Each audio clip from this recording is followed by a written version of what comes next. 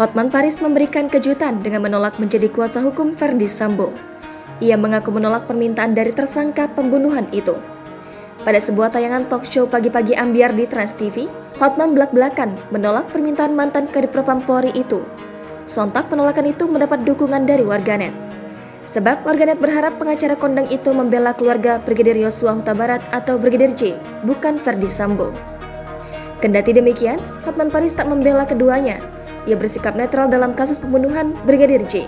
Usai viral menolak menjadi kuasa hukum Verdi Sambo, Hotman Paris menjelaskan lebih rinci tawaran Verdi Sambo kepadanya. Pengacara berdarah Batak ini mengungkapkan, saat awal kasus pembunuhan Brigadir J, tim Verdi Sambo menghubunginya secara langsung. Namun, Hotman Paris langsung merasa ketakutan serius.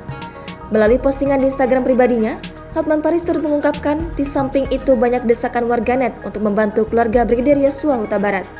Di sisi lain, Hotman Paris menyebut jika ada juga yang menyarankan agar menjadi kuasa hukum tersangka lainnya, yakni Baradae. Rupanya, tawaran itu membuat Hotman Paris galau.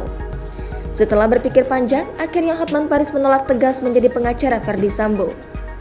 Namun di sisi lain, Hotman Paris mengatakan ada keuntungan jika menjadi pengacara Verdi Sambo. Selain Verdi Sambo, ternyata Hotman Paris juga pernah diminta menjadi pengacara Putri Chandrawati.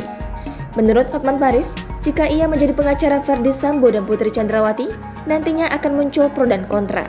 Kemudian, Hotman Paris mengaku memiliki alasan khusus hingga menolak menjadi pengacara Verdi Sambo dan Putri Chandrawati. Jangan lupa subscribe, share, komen, dan like ya!